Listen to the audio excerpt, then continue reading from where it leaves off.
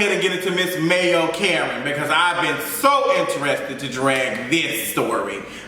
So SoHoKaren, it was a story about this this non-black woman who was accusing this teenager of stealing her phone, and come to find out the teenager did not steal her phone, and she just misplaced her phone. And the teenager who she accused was black. Now this happened in New York City with a you know, like it was given white woman. Like some folks were saying she's Puerto Rican, she's half Puerto Rican, she's white. So she tackled a black teenager and accused him of stealing her phone. She had no proof for anything other than him probably having a phone or something. She just thinking, it's just, her mind just went from 0 to 100. And it was already revving up because she probably saw this black person as black. She didn't see anything else but color. Like, he had to be the one. And this whole situation has pissed me off because she did an interview with Gayle King and it was just gaslighting 101. She was talking, Gayle King trying to get to the answers and stuff, and this girl is just saying, well, this and that, like she trying to kind of clean up her image and whatever. And it's just, what was the purpose of the interview? Like this is my thing, and I've said this on Twitter, I talked about it. I don't believe in giving people like this woman, like this person, any more visibility. I am tired every time they do something, the only visibility we're giving them is interviews and this and that, let them tell their side of the story. The devil does not need any more advocates. No more. She don't need no interview. That's not a way to hold her accountable. All she's going to do is build this as an opportunity to continue to build her image. We've already been through this several times where folks do some wrong, they like the reprimand is a little bit, and then the comeback is even stronger to the point that this person is out here doing interviews, making money off of this stuff that happens. Like, girl, like, I am tired of it. I don't think she should have ever sat down with Gayle King. That interview served no purpose. I don't need to hear anything else about the story. Whatever happened, I believe it. I believe it. She don't need to sit down with Gayle King. She don't get to sit down with somebody unless she's in handcuffs. Period. That's just how I'm feeling right now. I'm just like, you out here jumping and tackling a black teenager. You know how triggering and traumatizing that is for you to accuse, and then in the middle of a pandemic. I'm glad it wasn't my child, because I would have slapped the shit out of you. I'm not like, I got real pissed off. If it ever been my child or any of my family members, I probably would have slapped you to the last pandemic in 1913 or something. Girl, you've been walking around here in a carriage or something, playing with me like that. Like, girl, and then the way she was talking to Gayle King, like, just talking to her, like, pointing at her and shit, like, I was like, are you serious? Like, I was like, like, I couldn't. Now, she tried to issue an apology. This is what she had to say. I admit, yes, I could have approached the situation differently, or maybe not yelled at him like that and hurt his feelings, because that was not my intention. I consider myself to be super sweet. What the, how are you super sweet? And in a situation like that, like, turned you from 0 to 60 to sit here and put your hands on somebody else's child and accuse them of something, and then you be in the wrong because they ain't have nothing. Like, you could have easily said, hey, I'm looking for my phone, do you? Like, if there's a way to do that, but girl, the way you did that, you need to go seek some mental help. Like, that's not, so she was charged with 2 counts of attempted assault, or attempted robbery, grand larceny, and endangering the welfare of a child. Like, girl, period. Like, it was just too much. It was too much. So they call her the SoHoKaren, baby. Girl, I think the title fits the person. I think it fits them, period. I know this story is like 10 years old, but I couldn't wait to talk about this. I was like, girl, how you tackle a black teenager? What the? That's what it would have been for me. Period. Now, girl, let's talk about this impeachment, honey. Let's talk about the last week and the stuff that's going on with Trump. And girl, it's a lot. When I tell you I'm tired, I'm tired. I'm actually thankful that this man is not on Twitter anymore. Twitter has suspended. All these social media companies have now suspended Donald Trump. All these social media. This man has been out here doing stuff harmful for the last, I don't know how long. Now these banks are talking about they're not going to loan him any more money. Now you got all these brands saying they're not, you had Comcast saying they're not donating no money to the Republican Party. Why were y'all donating money to them from the beginning? And I guarantee you, All the money y'all was giving these Republicans was to help y'all become a bigger business, and stay in power. I guarantee you, all of the money that y'all were giving these folks, all this money y'all were giving lobbyists and stuff on all these folks, I guarantee you it was in exchange, some type of way for y'all to continue to remain in power and continue to exploit workers. So y'all don't get no kudos for y'all trying to protect y'all brands and stuff now that all this stuff is going on. Now y'all like, oh my God, this has crossed the line. It's been crossed the line. It's been crossed the line several times. It's been crossed the line. So what y'all trying to do now is to make yourselves look good and have the PR machine move about to kind of like, look, we didn't stand for that. Y'all literally are okay with it as long as y'all are making money. Now Twitter has suspended him. I'm just like, girl, it's a little too late. It's a little too late. I wonder would Twitter have suspended him had he had won this election?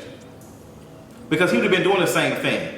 He would have been doing the same thing. So I'm curious about that. I think YouTube has suspended this account. They were suspending accounts left and right. I think all these social media companies were waiting on one person to just go ahead and say, girl, I'm gonna be the first one. This insurrection has been a situation that has been coming for the last couple of months. It's been the last couple of years, honestly. All this misinformation that has been put out, this continued conversation of the election was stolen, and people are trying to compare this to the election that happened with Donald Trump versus Hillary Clinton. It's two different things. Two different things. Nobody said anything about the ballots. I don't remember a big story about the ballots. All I remember is they were saying that the Russians were out here giving misinformation on social media platforms and spending money to steady provide misinformation against Hillary Clinton and all of this, and making her try to seem like she was bad and all the other stuff, and just steady boast like Trump voters, Republicans and stuff. That's what was being accused. And I honestly believe, I do think that not just the Russian, but it was just a lot of this misinformation that was put out. They've been talking about this stuff for the longest. Misinformation is a big thing, and it does persuade folks. And if you don't think that you being bombarded with political stuff and all types of stuff and where you search and where you do it, if you don't think this stuff plays some type of thing on you psychologically, then you don't get it. I really understand how social media works, from us looking at something to making us interested. But they do that stuff even in the supermarkets, to how we are going to certain, when we see certain foods and seeing certain things and making us spend more money. There's a reason why the candies and stuff and the magazines are the last thing you see when you run, before you pay. It's the last thing you see, your child, it's all these things.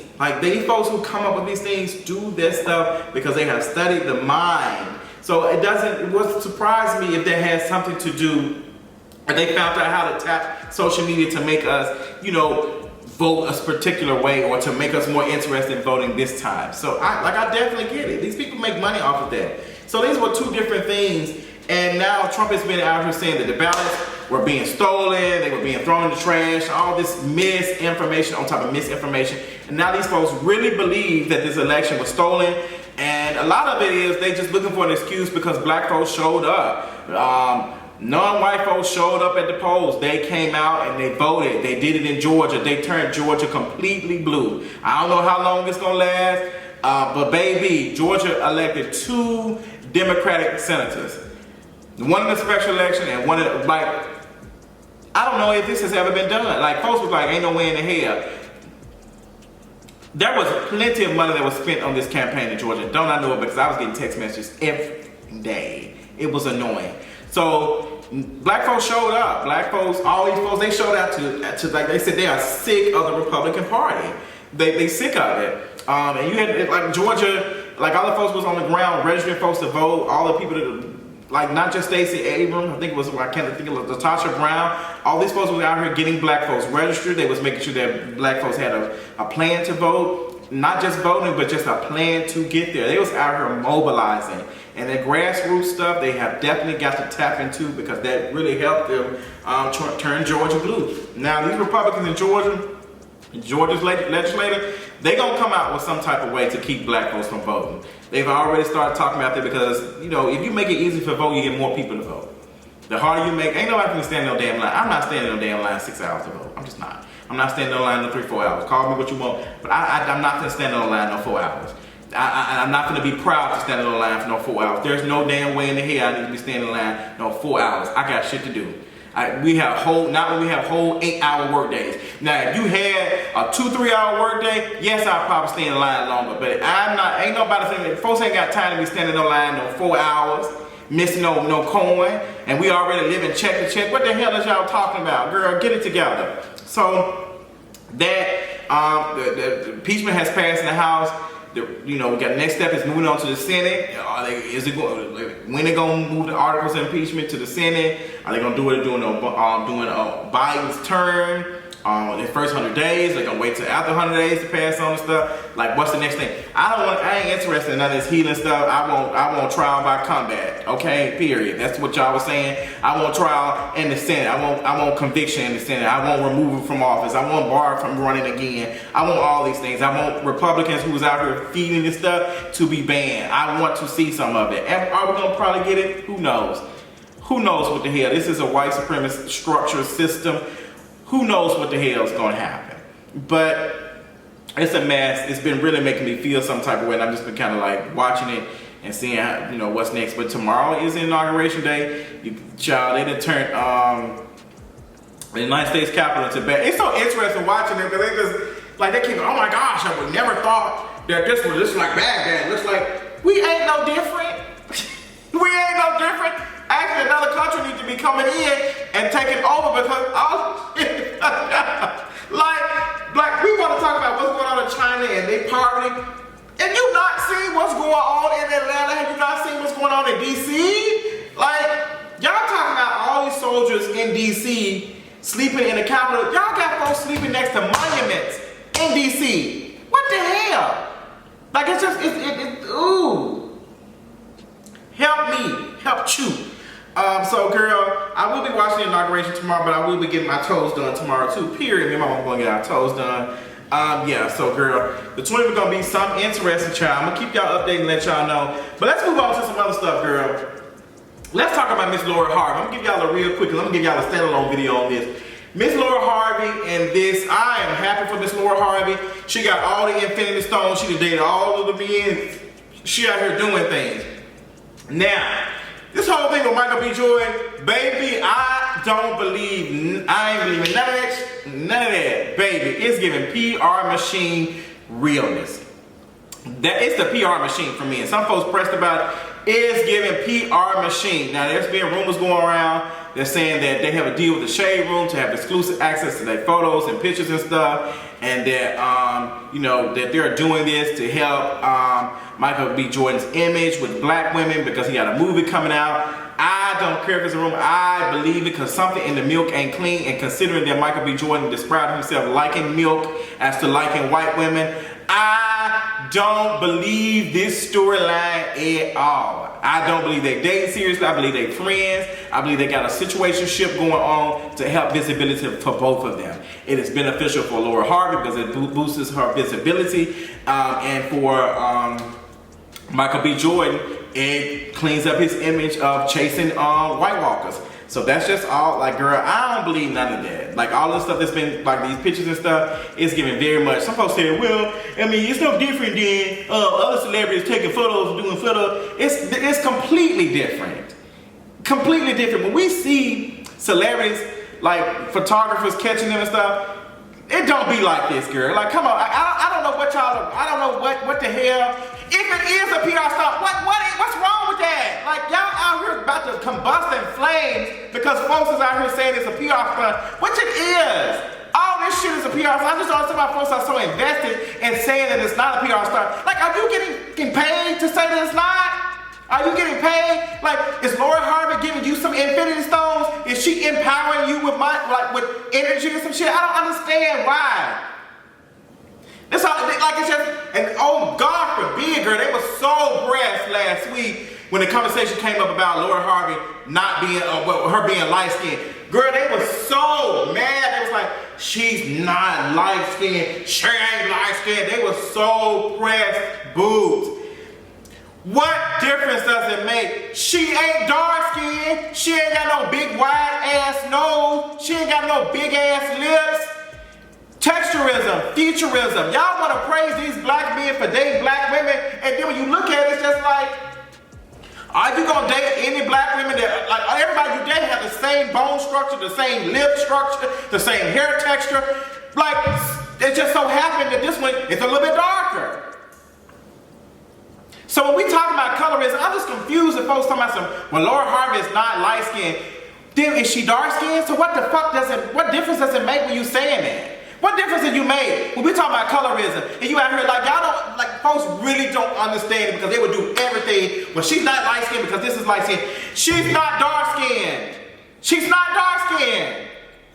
She's not. So that what does it matter when you saying that? What does it matter when you saying she's not light skinned? She close to light skinned and she is dark? I'm a light brown. What does that mean? Girl, fix it for me. Girl, it's getting on my nerves, girl. That whole situation was, it was getting on my nerves. But girl, I'm gonna do a whole video explaining it because I got to talk about it. I do want to talk about this gaslighting that Tory Lanez was doing. I know this happened earlier this year, but I'm so sick of him. I swear to God, I'm so sick of him. I'm really about to go somewhere and sit in a circle and cast a spell on his ass because I'm really sick of him. So y'all saw that picture that he posted of him and the baby. You know, he was making it seem as though that him and the baby was out here working on a project, and come to find out it was something that hadn't even been signed off on. Like, he out here putting up old tea to kind of just mess. He is trying to fuck with Megan. He is trying his best. I'm just really sick of him. But they were eating the baby up at first. They thought the baby was out here doing that shit. Like, girl, is you out here turning on her? Is you out here? But the baby ain't signed off on this, so I don't know why Tory Lanez even posted that picture on Instagram. It's just, Tory Lanez just, I hope he gets the attention. He's just like a little chihuahua. Like, you really give short men a bad name. You really give short men a bad name, like, for real. Because you just so, it's just like, sit your ass down somewhere. Somebody get him some Ritalin and tell him to go sit down somewhere, because it's getting annoying to me. So I want to talk about this Mary J. Blige video I've seen, just really short. Mary J. Blige's birthday, I think, was last week, and she was taking a picture with Tyrese. And, girl, Tyrese was trying to touch her thigh. And, like, I don't know what he was trying to do with her thigh, but she was like, Tyrese, I think you like probably in your late 30s, probably early 40s or something. Mary J. Blige is a grown-ass woman. She is fucking music royalty. Why the hell would you put your damn divorced hands on touching? Like, why would you do that? Like, this ain't one of your friends in the club. This ain't nobody that's out here, like, checking up on you. This is a grown woman. Like, what is wrong with you? Like, I saw that, I was so disgusted. Tyrese, like, girl, keep your hands off of her. Like, girl, I was like, girl, this is making me very uncomfortable. Other stuff, Dr. Dre, I don't know what's going on with him, girl. Apparently he had a brain aneurysm. Y'all really don't want me to talk about this. I hate for anybody to be experiencing any type of pain or anything that comes with, like, a health deteriorating. Well, I'm not gonna say that. Dr. Dre is a whole abuser. Like, Dr. Dre, the stuff that he did to Miss Chile and the stuff that he's been accused of doing to his soon-to-be ex-wife or whatever, allegedly pulling the gun out on her, I have no energy for Dr. Dre. I don't have no energy. I don't have share no energy with Dr. Dre at all. I don't care about him. I don't care about P. Diddy. I don't care about none of these black male rappers that are out here constantly abusing black women mentally and physically. I'm just not here for it. So, you know, But shout out to Letoya Luckett. Letoya Luckett is divorcing her man, girl. Girl, the Letoya Luckett it's been a long road for her, girl, because apparently when she was in having her baby shower, apparently the video of her, you know, a tape was released of her man cheating on her while she was at the baby shower. Girl, I was baby, I'm going crazy. Girl, I would have at a baby shower. So Letoya Luckett, she should change her hair up. I'm wishing her nothing but beautiful things, beautiful energy. I hope she comes out with some music. I hope she start writing her feelings, because that man ain't shit, baby. He ain't shit with his blockhead ass. So I think I gave y'all everything. I think I gave y'all everything that y'all needed for a cute Kingeries video. I had a couple of other things I want to talk about. I definitely want to talk about Azealia Banks and that whole boiling cat situation, but I'll probably say that for Thursday since it's only Tuesday. I love y'all so much. I gave y'all 2 sickening Kingarees video. I hope y'all are happy to see me because I'm happy to talk to y'all because it's been a long time since I had a conversation with y'all. It's only been about 2 weeks, but girl, if you follow me on Patreon, I did a Kingarees video exclusively for them, and we'll be doing other exclusive content for Patreon, so make sure you follow me on Patreon. Tiers start at $3 on up. I will be doing a live watch party for patrons for Real Housewives of Atlanta. So I'm going to be doing a watch party live, me commenting and watching Real Housewives of Atlanta this Sunday for patrons only. It will not be on YouTube, it's going to be on patrons. So I love y'all so much. For those who are patrons, shout out to y'all. Thank y'all so much. And shout out to everybody out here supporting and loving on the Kingarees and the brand. I love y'all. Until next time, I'll talk to y'all later on tonight. Bye.